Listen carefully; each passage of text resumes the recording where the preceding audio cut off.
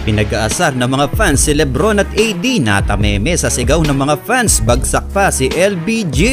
Opening game para sa 2023-2024 season, defending champion Denver Nuggets versus Los Angeles Lakers. Ang buena mano sa ating opening season, well, sa mga nakalipas na balita nga mga idol ay excited na raw si Lebron at AD na haraping muli ang nagwalis sa kanila last playoffs ang Denver Nuggets, kaya naman tiyak na magiging maganda ang unang laro sa opening season. Well, bago nga nagsimula ay nagkaroon muna ng ring ceremony ang Nuggets sa harap pa mismo ng Los Angeles Lakers at isinabit din ang kanilang kauna-unahang championship banner. So start of opening quarter na paatras agad ni LBJ ang mga nasa sideline, pero sinimulan nito ni AD sa isang dakdak na may kasamang gigil galing sa assist ni D'Angelo Russell. Sinagot naman agad ito ni Jokic, pero mainit ang outside shooting ng purple and gold. Back-to-back 3-pointer para kay Taurean Prince. Under 10 minutes nang makuha ni Lebron ang kanyang unang puntos sa isang driving layup. Ngunit binibasic sila ng finals MVP sa ilalim mga idol, and one play ang sinagot dito ni Joker. Nag-init bigla ang opensa ng Nuggets, gumawa sila ng 9-0 run.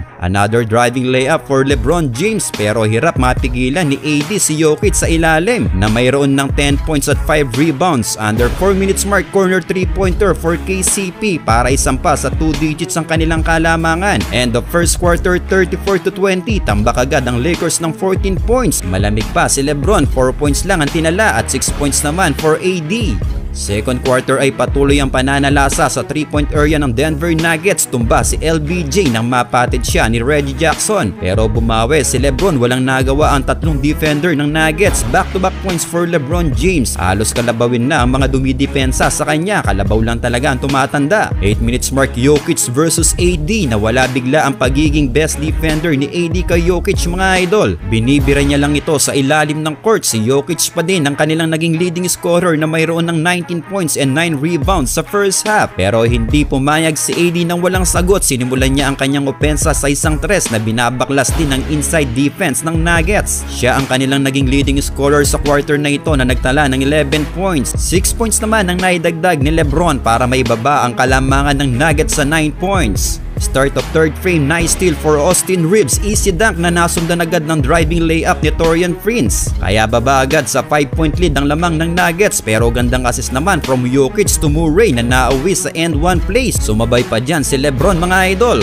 8 minutes mark, sagutan naman ng tres si Murray at Russell. Well, maalat ang dalawang superstar ng Lakers. 2 points lang ang tinala ni LBJ, 0 points naman si AD.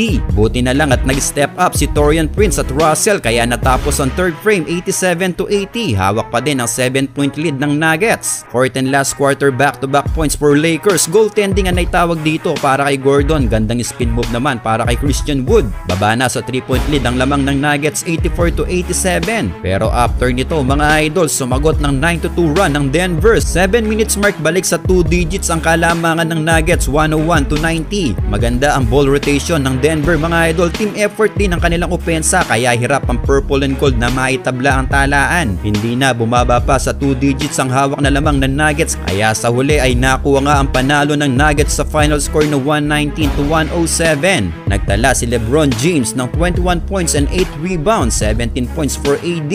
At first triple double naman ngayong season ng finals MVP na si Nikola Jokic, 11 assists, 13 rebounds and 29 points.